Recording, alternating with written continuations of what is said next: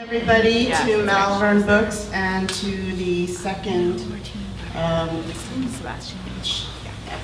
I guess, in the second installment of Borderless. I'll talk a little bit more about the series in a minute. I just want to say thank you to Malvern Books. This is a really beautiful space, as you can see, and it's a very special place. And you are going to find books here that you can't find anywhere else. This is a truly independent bookstore. So you'll have some time after Julie and I finish talking to mingle and browse and buy some books and tell all your friends to come and support this bookstore because it's really a special place. I started Borderless Conversations on Art, Action, and Justice back in January. We had the first interview. And I started it because I wanted to talk to writers about the power of words and the role of art in reflecting and changing our world. As in the past year and a half, 2017, I had a lot of conversations with my friends who were writers, and we all seem to be having a little bit of a crisis about what our role should be and what we should be working on. And some of us kind of forged ahead and kept writing, and some of us had some writer's block. And I think for me, I realized that even though we write and we are trying to create these escapes from reality at times, or we're trying to reflect reality, we're also a part of the world. We're also, people who are mothers or spouses or sisters or brothers. We care about what's going on around us. We're a part of it too. And so I wanted to have conversations with writers about how they manage these two things and what role we think our art should play. And last time someone asked me, why did I name this series Borderless? And I think that we're sort of just in a time where breaking down borders is really necessary. Borders between people, and writing, borders between genres, borders between different roles that we play. And I really like what Nikki, who I interviewed in January, said. She said for her it was also about breaking down borders in your own mind. And I think we're entering a period where the more borders we break down, the better off we will all be. So I want to welcome Juli. Juli Berwald is an ocean scientist and author of the new book Spineless, The Science of Jellyfish and the Art of Growing a Backbone. It's a beautiful book, as you can see. I sort of matched my dress. And it's just, when I got to the end of this book, I actually cried. You will learn so much from reading it. Her work can be found in science textbooks. This was in various science textbooks, as well as in National Geographic, Discover Magazine, Slate, Huffington Post, Slate, the New York Times, and Wire.com, and other places. And I love the description of this book that you can find on Julie's website. It says, Spineless is about jellyfish.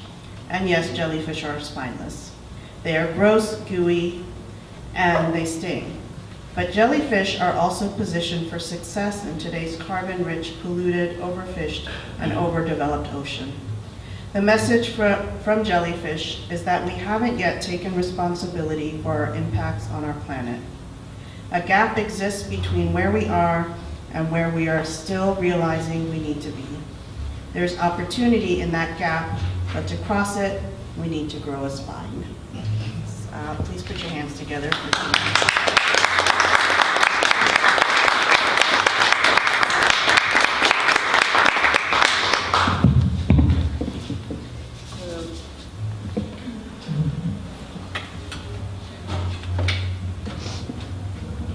Can y'all hear?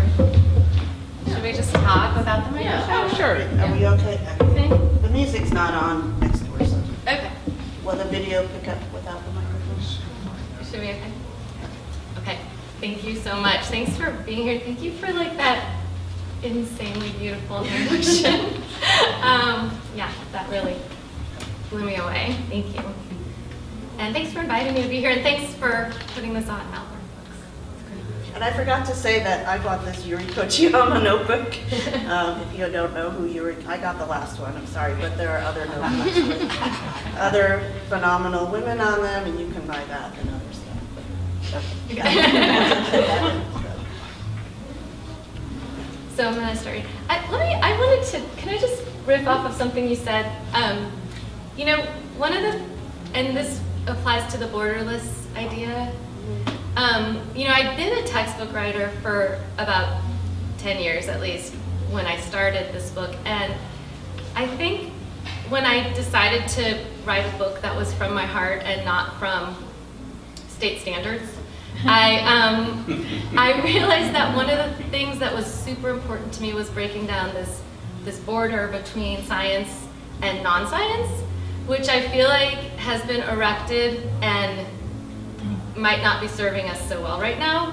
And so part of the reason why this book is a memoir, no, all of the reason why this book is a memoir is because I felt like in order to write a book with science in it that people who don't generally maybe reach out and read science would want to read, I had to insert myself into it.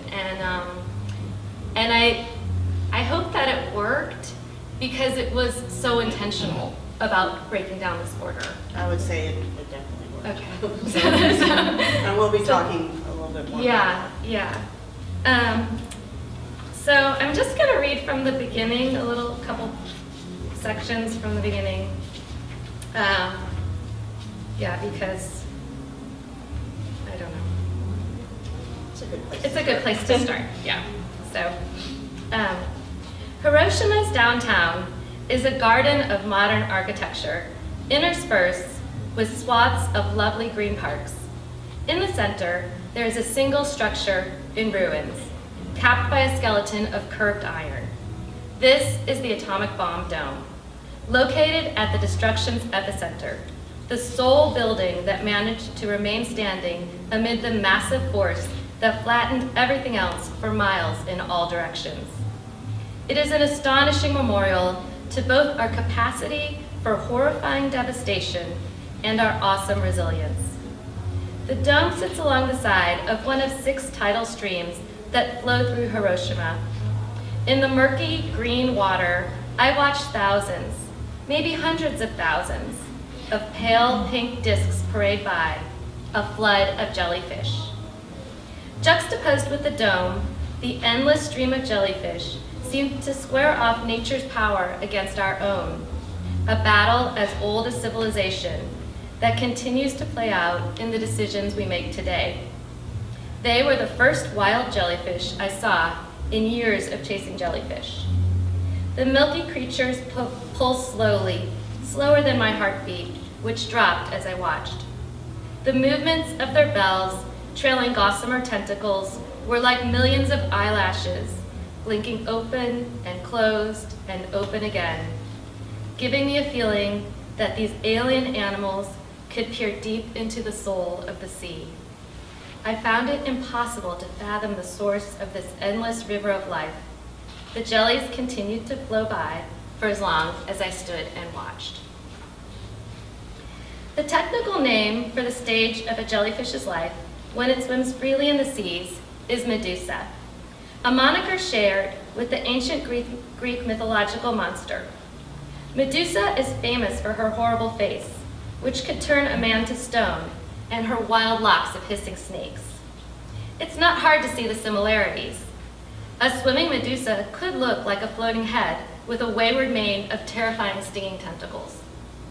But dig a little deeper into the story of Medusa, and what you find is not at all a monster, but a victim whose story has been misunderstood. Medusa was born to 2 ancient marine deities, and, according to Ovid, was stunningly gorgeous. She served the goddess Athena in her temple. Some say she was a temptress and lured Poseidon into Athena's temple. Others say Poseidon couldn't control himself. As in too many cases like this, it depends who's telling the story. Since I am, he raped her right there in Athena's temple. Because it was ancient Greece, Medusa had little recourse. Athena went into a rage that her temple had been defiled, turned Medusa into a hideous monster, and kicked her out. Medusa, who deserved at least a shoulder to cry on, if not justice in a court, instead banished herself to a remote island, frightened and deformed. Imagine her disgust, shock, and horror to find that she was also pregnant with her assailant's offspring. To complete the tragedy, the man always regarded as a hero, Perseus, arrived. Using the tricks of the gods, an invisibility cloak, winged sandals, and a mirrored shield, he snuck up on Medusa. She never had a chance. He murdered her. From her severed neck, twin newborns emerged. The first was Pegasus, the winged horse, who flew up to the heavens. The other was Chrysaor, a giant who carried a golden sword. Today, a group of golden brown jellyfish species known as sea nettles, some of which can grow to 3 feet across, is among the more common jellyfish in the oceans. Their name honors poor Medusa's child. The genus is called Chrysaora. Like their mythical namesake, jellyfish are also awash in misunderstanding. They have no centralized brain, but they see and feel and react to their environment in complex ways. Their body form looks simple, yet their swimming ability is the most economical in the animal kingdom. We know them in their swimming Medusa form, but they live as much or more of their lives as a mysterious tiny tube planted on the underside of a rock. They wash ashore in hordes, and they dominate the deepest depths of our planet, supporting entire ecosystems. And still, scientists are unable to predict where and when to find them. To some, jellyfish symbolize the monster, not only in their potentially lethal sting, but also in a more global sense, as a symptom of ecosystem demise. At the same time, jellyfish are utterly, breathtakingly beautiful. As we watch the primal undulations of a Medusa, they harmonize with the beats of our own hearts. Perhaps the extraordinary creativity of this balance, this surprising ability to exist in the space between monster and goddess, is why jellyfish resonates so deeply within all of us. Perhaps the story of jellyfish is really about our own possibilities.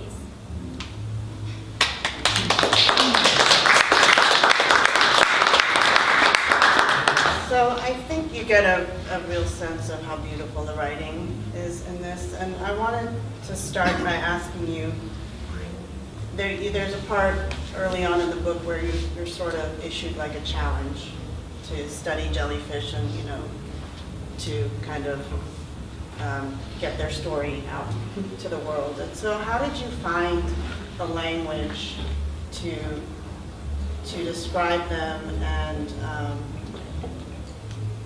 do justice to all the technical aspects and their beauty, and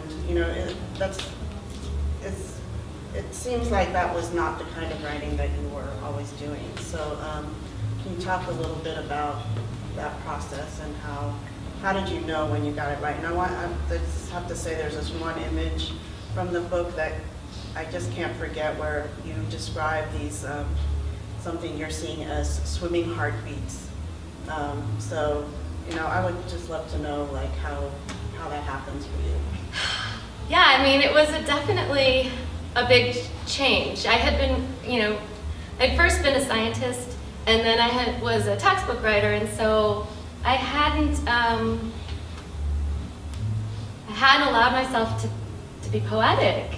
But I've always been an enormous reader of fiction, enormous, and so I think giving myself the permission to start putting things that weren't just scientific in science writing, it wasn't easy. But once I got a little bit of it, I was like, this tastes good, So I have to say, I think the most important thing that I did was join a writing group that was full of memoirists and fiction writers, and they forced me to break out of the more controlled kind of writing that science can often be. And it was practice. And then once I started doing it, I also started paying a lot more attention to magazine writing, because I think that magazine writing, you know, it's the same with textbook writing. You get a teeny little bit of space to say something and to take a reader through a story and then give them a little like laugh at the end, or change it up a little bit, or suck them in real hard at the beginning. And I started noticing how writers did that and just paying a lot of attention. So I think that it was a combination of permission and practice. One of my favorite books on science is Annals of the Former World, John McPhee. And it's about the geology of North America, and he's not a geologist. He's a writer. He's a journalist, or he's a writer, and he just interviewed all these geologists. But your book really reminded me of that one. But I was really impressed. I think I can die now. The way that you weave in the interviews and the stories and the personal, the memoir part of it. And I can't imagine that structuring this book was easy. I mean, there's so many different stories and components that are coming together. There's all these characters. You interview, a lot of, and I just love how these conversations with other scientists, you kind of hear how scientists talk to each other, what kind of disagreements you have, and there's these little intimate conversations over dinner and stuff. And then you've got the story of the jellyfish, the science of jellyfish, your own personal stories. There's part travelogue. I mean, there's so much. How did you control the tentacles? Yes. It really it was like this tentacle. Yeah, it was. I have to say, it was super hard. That was like, thanks for letting me say how hard that was. That was hard. Also, I started working on this in 2011. So it was a lot of, I had a ton of material. I actually turned it in 20% longer. And so it was a mass of material. And I really was struggling to structure the book for years, pretty much. And I had a few people read it, and one person was like, maybe each chapter could be named after a jellyfish, and then, that could be it. But I sort of pushed back against that idea, because one of the things I don't like reading in nonfiction books are books that are 10 separate essays and then put together into one. I mean, in some cases it can be great, but in general, like if it's one story, the 10 pieces part wasn't what I wanted to read, because I really wanted it to be a book for readers. So I wanted to have chapters of all different lengths, and so I struggled with that, and I thought about chronologically, but because that seems so obvious. But the thing is, the science was evolving as I was doing the work, and making my reader hold science from the beginning to the middle to the end, when I really should put it all together to be kinder to my reader, on one topic, felt awkward too, So I always wanted my reader to be enjoying what they were reading and be wanting to turn the next page. And then at some point I finally got the idea to just listen to the jellyfish again. I had sort of been dreaming about jellyfish for a long time at this point. And I used the jellyfish life cycle as the structure. And the jellyfish have this really strange life cycle where, so the medusa, like I mentioned, is only part of the jellyfish. So the medusa is female, male, they make an egg and a sperm, and that becomes a planula. It's a little teeny larvae that is like a tic-tac with fur. And then it kind of settles down, and it likes to live on the underside. It plants itself on the underside of something, and then it grows into a little tube with tentacles, kind of like a little teeny sea anemone. And then, and it can live like that for years. And those polyps can then divide and become like a field. They can coat the entire bottom of the surface. They can divide asexually. And then what happens is that tube slices itself horizontally into like a stack of pancakes. And then the top or bottom pancake starts like wiggling and jiggling, and then it pops off the bottom, and then the next one pops off. And so you have a whole field of these things, and they're all just popping off. And each polyp can become like a dozen or 20 of these ephyra, which are just look like swimming heartbeat. They're like snowflakes. They look like 8-legged snowflakes. And they're beautiful, transparent, swimming. They just kind of swim. And those are baby medusa, and then they mature into the medusa that you know and love. So the book is structured, once I had this idea, it was so great, because what happened was I said, okay, I have this idea for the book in the first chapter, which is this charge that this jellyfish scientist gave me to write a book that was about not just jellyfish, but bigger questions about our planet, our connection to our planet, what's happening out there in the oceans, and what that means for us.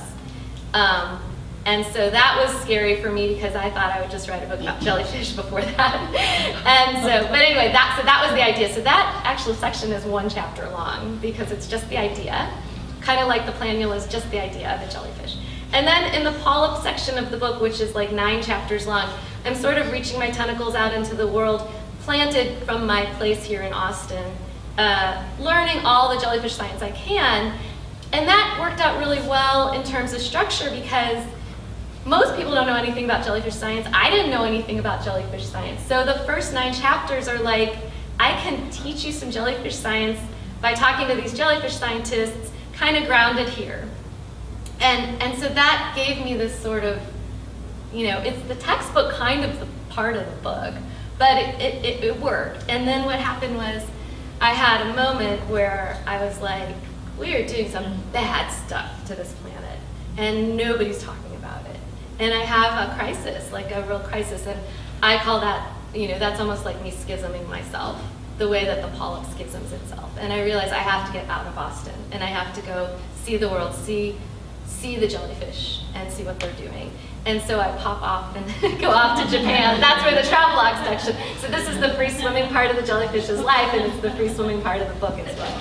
So that's how the structure came to be, and as my ideas mature, I become not become a Medusa, but my ideas mature in the end of the book, and then the last chapter is called Bloom, because I see this kind of blooming of understanding about our planet, and certainly among the jellyfish community, scientific community, but I think even larger than that as well. I mean, I think that's an amazing way to think about structure too. And it was completely readable, and I'm not someone who can retain like scientific information that well, but I felt like I really understood the life cycle of a jellyfish, and I sort of understood, which I'm going to ask you about next, is like, the science, what is the process people go through of trying to understand something fully? And, I think it would be easy for, some, especially those of us who are not scientists, to, maybe hear like a report that, jellyfish populations are exploding or whatever, right? Some of these media outlets, they kind of sensationalize, take this story, sensationalize it, and then people panic about jellyfish. And, it'd be easy for people to kind of draw a conclusion like, okay, these jellyfish populations are exploding, they're making the water's gooey, and it's immediately because of climate change. And you really make it clear in the book that that is not how science works, right? You don't go in with this preconceived conclusion. There is a process where you have to be, open to the evidence, right? And was it your intention going into the book to illuminate that process, or was that sort of accidental? So that's a really interesting question, because I think since I was trained as a scientist, I knew that process existed, and I maybe didn't even think I needed to illuminate it. So maybe not. What I did go into the book wanting to, what happened was there was this group of scientists who were asking this question, are jellyfish populations increasing or not? And it's a really hard question to answer for a lot of reasons. So I felt like I wanted to explain why it's a hard question to answer, and also why it might not even be the right question to ask.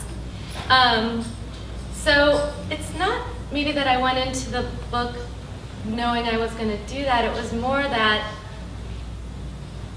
that's what the story revealed as I got into it. Were all these really important things to consider. Yeah, so I mean, you're trained in a certain kind of thinking, which most of us are not trained in. And I think I think it's sort of been degraded over decades, but the whole concept of how do you evaluate what's true, and how do you think critically, and how do you, especially like now, there's so much information coming in all the time, and we can't just block. Like I was reading this article today where this guy said he just read 3 print newspapers for a couple of months. Oh yeah, I saw that. Yeah. And I read it and I was like, well, I can see how that sort of retrained his brain, but you can't actually just control what comes to you that carefully, right? You have to actually, and then it's kind of taking your responsibility and your part of the thinking out of it, right? You're not actually developing some criteria for critical thinking. You're just kind of saying, okay, this is a trustworthy source, and it's not like the New York Times has never made a mistake, right? So how, just as a non-science, not even in just about jellyfish or in science, but just in general, how do you evaluate what's true?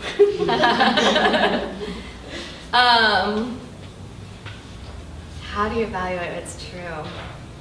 I mean, the problem is you can't evaluate so many things, right? So you can pick the things that you can evaluate, and then you can read a whole bunch of things about it and call up people and talk to them. And when the stories start to coalesce, that's where you head towards truth. But you don't have time to do that about everything. So, and right now there's so many things. I probably do it the same way most people do. The one thing is, I will say, I give weight to scientific articles that have been peer reviewed. Not that that's the end of the story, but it is a piece of the story that I will probably give weight to. But I also call up the scientists and say, what do you mean? And is there more to this? Is the next paper coming, in a month that's going to change the way we understand this? And that happens all the time. I mean, it is a life, truth is a process, I think. I mean, because some things are definitely true, but when you're trying to figure it out, it's a process. I don't know if I have great answers any better than other people. Maybe the audience can weigh in. Yeah, maybe the audience can make. How do you find truth? No, I think you're right. I think that it is a process, and it's just something I'm trying to figure out. Well, I think one big thing you can do is not put up borders. I think, when I started off the story, boy, wouldn't it have been great if I could have had a subtitle like "Jellyfish are taking over the oceans and we should all be terrified," but. That's not what I found. I found a much more nuanced story. And so even if you go into it wanting one thing, you have to not put up the border and say, if I find something else, I gotta accept that. I think one thing I learned from your book is that there are it's important not to overgeneralize. So you talk about the ocean is not one ecosystem. Yeah. Right? So there's all these different ecosystems in the ocean, and there's the particulars of that ecosystem, and then particulars of certain species of jellyfish, and right. And also, I think one of the scientists talks about the importance of disagreement and debate. And I think that's something that we are like kind of out of practice with, like with social media. I don't know what it is, why, but Right. I feel like, I mean, my own discomfort with disagreement is pretty high. Yeah. You know, I think that's probably true for a lot of people, but then, you know, in this book, there is actually a lot of disagreement, like, you know, and it's so interesting to hear how, you know, how people negotiate through those. It's not a negotiation, but how people like get closer to the truth through those disagreements. Yeah. Yeah, I mean, there's a paper that is kind of the central paper of the book, and several scientists didn't agree with the way the data was interpreted, and they pulled their names off the paper. But then, you know, a year later, they were sitting next to each other at this meeting, talking about the next question, and they still didn't agree on the old one, but that didn't mean they couldn't work together on the next thing. And I found that incredibly, you know, promising, that you just have these disagreements, and you have places of disagreement, places of agreement, and that's how you're functional. So I just have, you know, one or two more questions before, and then we can open it up to the audience. So, you know, it's clear there's an attack on science right now. There's, you know, I just got my email for the next March for Science, and it says, you know, get ready to defend science. And so, you know, I think I would like to get some ideas on what is, so it's not just the responsibility of scientists, right, to defend science, because that's probably partly why we're in this situation. And I think like all of us have to play a role in it. At the same time, like, you know, when we need to like give scientists space to be scientists, right? Like, I remember after the March for Science, I kept hearing like this stuff like, you know, scientists should run for office, and people like, you know, encouraging scientists to run for office. Well, if they're running for office, then they're not scientists anymore. Yeah. So I'm just, I don't know, curious about like how you feel about that, and you know, what role do you think that we should play? And I mean, I shouldn't assume that there are not scientists in the room, but I'm talking for myself here. Yeah. My feeling on this is that, yeah, no, I think scientists, some scientists need to just be scientists. But if you're a scientist who, I think let me start a little back farther. When I was getting my Ph.D., there was a really strong sense that scientists shouldn't speak out about what they know, especially if it would influence policy, because a lot of science is funded by the government. So the idea was you put your information out there as information, and that was what you did, and then you didn't use that to inform policy. The policymakers used your information to inform policy. And I think that we need to not do that. I personally feel like the scientists have responsibility, given what we're doing to this planet, to be more involved now, to speak out and say, my data shows climate change is a problem, or my data shows ocean acidification is a problem. And you policymakers need to understand that. And I think that's just my feeling. I mean, I feel like we are in a place where we're really messing up our planet. And it's time to be a little more vocal. There are some scientists who won't want to do that and shouldn't have to do that, and that's totally fine. But I also feel like if there are scientists who can, it's time. So, and if there's people like me who were trained as a scientist, no longer a scientist, it's really my responsibility to raise my voice. So, yeah, I mean, I'm nervous about what we're doing to our planet. And I think we're really wasting time right now. So that's my feeling. Yeah. Yeah. Sorry. So one last question. No, I appreciate that. And so this is related to my last question, which is, I feel like and maybe I'm wrong, but I feel like there's this sense that, like, we can't do anything about climate change until public opinion changes. But then, like, public opinion is being shaped by these forces that do not have the interests of the planet or, most of the people in mind. And so, there's like this John Oliver bit where he's like, it said, 1 out of 4 Americans doesn't believe in climate change, and he's like, who gives a shit? That's like asking people if they believe that squirrels exist, right? So, and I feel like there's been something there, and I love how your book talks about like the gaps and the opportunities in those gaps, and it feels to me like we have to wrestle some opportunity here, because I agree with you. I think we're wasting time. And part of it is like there seems to be just this passivity where we're not doing anything because public opinion is not there yet. And I don't even know if that's true, that public opinion is. I mean, maybe it is or it isn't, but it should be based on what is needed, right? So what do we do? Okay, so I have a lot of answers to that question. Okay, so the public opinion piece, so I think part of the problem is that we've backed ourselves into very big bordered silos on this question. There's a huge Pew poll about climate change that it gets updated, I think, every 2 years. So it was just updated last year. And if you say to people, Republicans, if you say, do you think carbon dioxide should be regulated as a pollutant? 85% of them, I think. I'm not sure about the number, but like a super high number are like, yes.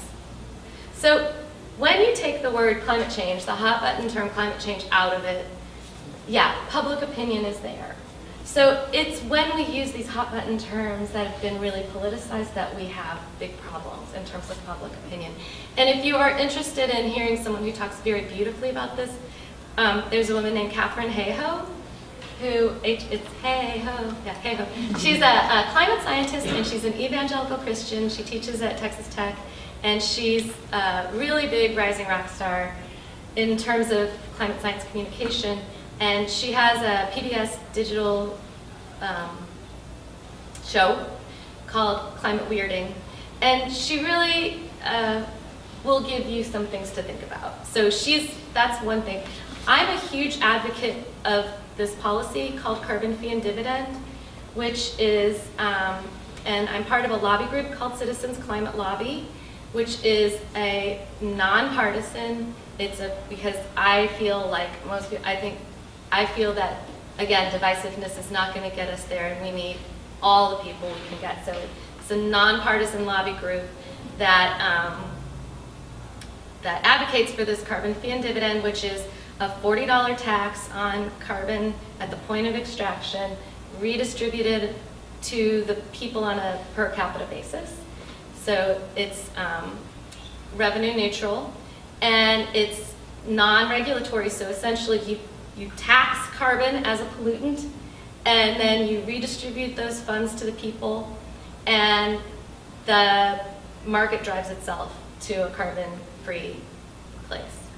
And all these economic models have been run on it and stuff, but because it's redistributed on a per capita basis, the increase in electricity is offset for the poorer people better than it is for people who have gigantic houses. And so anyway, so it works out in terms of equity.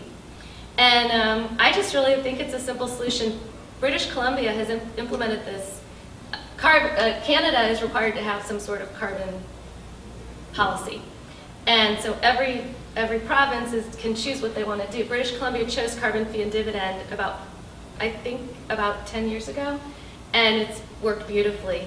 Their carbon footprint is down, I don't know the numbers, but I feel like it's down like 20% or something. And their economy is pumping along like it didn't do anything negative to their economy at all. It's a little bit higher than the rest of Canada. So, yeah, so those are some like really like like nuts and bolts things that make me feel, here's a solution, here are policy solutions, here's economic solutions, and in terms of public buy-in, it's there if you stick away from those hot button terms. I've heard an interview with Catherine Hayhoe. Yeah. She's very interesting. She's really interesting. Is there a website that, Catherine Hayhoe? and Oh. carbon? Oh, yeah, Citizens Climate Lobby, Oh, Citizens Climate Lobby, or you can Google carbon fee and dividend. Actually, like, a bunch of the economists who were on George Bush's, what is it called? Cabinet, thank you.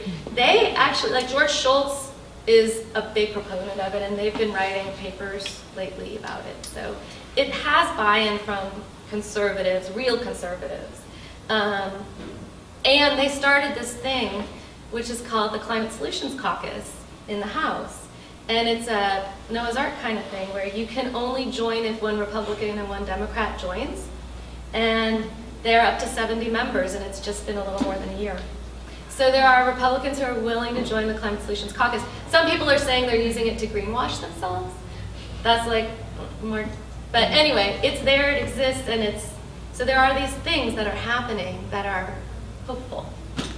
But I think it is still like people like us, right, who are informed that need to drive that and insist that action happens. And I think that's why like things like the March for Science and Right. the People's Climate March are really important. I agree. Well, I want to open it up to questions from the audience. Anything you'd like to share or ask?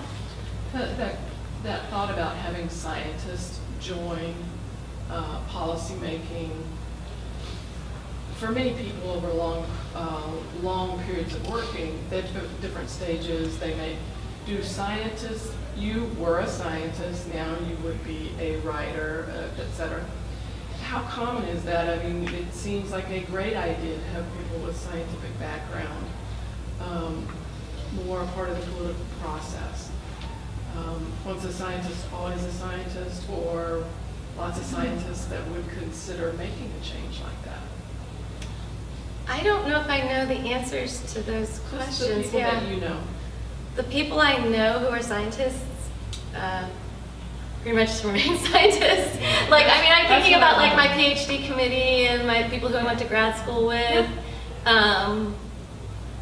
Yeah, most of them remain scientists in one form or another. Some of them became, well, professors because they're still science. You know, like I have some who teach science writing now. But yeah, most everyone I know who was, you know, in graduate school with me pretty much remain scientists. Yeah. Yeah, some of them have gone to like nonprofits, so that's a little more, but still, yeah. Mhm. Policy institutes. Are those usually staffed by scientists? I think there's roles for scientists in those policy places. And this is marine science, right? So it's just one piece Yeah, of, but the opportunity to influence, I guess, is it an appeal, or they see their greatest strengths being delivered through their scientific background? They're just like, no, I'm not doing that. I think if you stay in academics, then you get into that. That's like a world unto itself. And Yeah. so maybe it's just for the people who bail out of academics, you know? like, I don't know. It's a good question. I mean, I feel like, you know, one chapter in my book, it takes place in the 1880s. I find this great scientist, who was friends with Darwin, and those guys were all over the place. You know, they were talking about policy and government, and they were talking about literature. I mean, religion, you know, they were just all over the place. And so we don't do that anymore. I think it's become quite siloed. That was back when it was like valued to be a well-rounded Yeah. individual. We have a question over there. Well, just to follow up on that, I mean, Darwin's such an interesting case, right? Because he was also a Christian, Yeah. and which is something that evangelicals should think more about. But I think, as a former academic myself, that part of what happened is that there was a real split between the arts and the sciences. Yep. And that one of the ways that the sciences defined themselves was that it was an objective Right. inquiry. And so I, as like a former cultural theorist, would say, no, you are always informed by your historical moment and the blindnesses that you grew up with. And of course we know that's true because otherwise we'd already have a cure for breast cancer, right? And all other kinds of female maladies. So that seems to me to be part of the problem for science in stepping up to the mic, is sort of this taint of like the barrier between the sort of messy political social world and this ideal of pure. I don't think any scientist really believes that in that purity, but it's still an ideal, right? That objectivity and that kind of. Does that still exist? I wonder. I As mean, bias? I think it's a really interesting question. I was just met with a guy who was a scientist. He was a professor when I was in grad school, and he's now a filmmaker. So he's here for South by. So I just went, yeah. So and he had this. He brought up a very similar point. Uh-huh. He said science tends to be reductionist, and literature and the arts tend to be holistic. And so he's really interested in getting scientists to communicate, and he's actually reducing what it is to create narrative so that he can teach it to scientists. That's interesting. So he says, you know, there's this but what did it say? And but therefore, which he's using that as like a tool to teach scientists, and then he says, okay, so that's the genus, and then there are many species of that. You know, like he's still like scientific in the way that he expresses it. And so I guess, yeah, I mean, maybe there is this sort of difference in the way that the thoughts are, you're trained to think maybe. You're trained to think differently, maybe as a scientist than as more on the humanities side. I read a book in grad school that I still think about all the time. It was called The End of Science. And the thesis of the book was that, like, in the Renaissance, these things, science and humanities, art, you know, literature, were all mixed up together. Like, you look at someone like Da Vinci. And then in the Industrial Revolution, they split apart. And we've gone a long way on that trajectory, but it's time to bring them together, or maybe we can't progress anymore. Mm-hmm. So that was the thesis of this book. This book is probably 20 years old now, so I'm not sure, maybe it was before its time, but I've always wondered, I've thought that's a very interesting idea, is I like, would suggest that money and capital has something to do with Yeah. siloing, right? yeah, for sure. Yeah. Well, Yeah. so, I mean, with the Industrial Revolution, and then there's also like sort of this factory, you know, like you have Yeah, conveyor belts. conveyor belts. Yeah. This is, you stay in this. Yeah, This is your exactly. job. Yeah, This is do the this whole thing screw. is your Yeah. job, right? So, Yeah. Any other questions or? I'm curious what your next project will be. I have a few ideas in the hopper. One thing there's one character in this book named Gustav Stasi, who was one of the great jellyfish scientists, and he lived in the Netherlands, and it turned out, from reading his obituary, it looked like he was Jewish, and that he had survived World War II by hiding in the Museum of Natural History in the Netherlands. Oh, wow. So I tracked down his granddaughter, and she really didn't. I wanted to find out if it was true, and so she didn't have much information, but I gave a talk at the Naturalis, and these other science curators. I said I'm really interested in what happened here during the World War II, and one of the curators who heard my talk a few months later sent me a video, and it was of another guy who was saying, he was walking around this building and he's like, and this is where I hid from the Nazis, and it was behind this bookcase. And he, yeah, and so he showed where he hid in this bookshelf, and he put these big folios in front of him. And it turns out now I think about 20 people survived in the museum. So I'm working on that story. That's not really science, but I feel like since I have to tell that story. So, yeah. And it's a really interesting story because the Netherlands was, they were neutral like Switzerland was in World War I, and they did not expect to be involved in World War II. So when they were invaded, they capitulated in 5 days. Like they weren't prepared. And so it was a time when, as the racial laws started getting harsher and harsher, the Dutch had to say, how do we respond to this? And so there's a lot of echoes to me about some of the things going on with race relations in our country right now. And the Dutch responded in really interesting ways. So that's part of the story too. I hope you write that book. That sounds really good. Anything else? I think we're going to wrap up. If there are any other but we're going to mingle a little. Yeah. Julie, thank you so much. Oh my gosh, thank you for having me.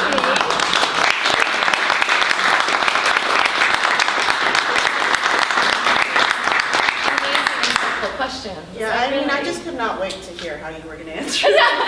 Thank you. I forget what I was going to say, but it was such a pleasure to talk to you, and I hope I'm going to be following your work, and I really encourage everybody to read this book. It's wonderful. Thank you. Thank you all for coming, and thank you again to Malvern. Okay, Malvern. And please stay and buy some books, and we'll talk to you up there. Thank you. We've got Julie's book over here. It's available for sale. And I also put out the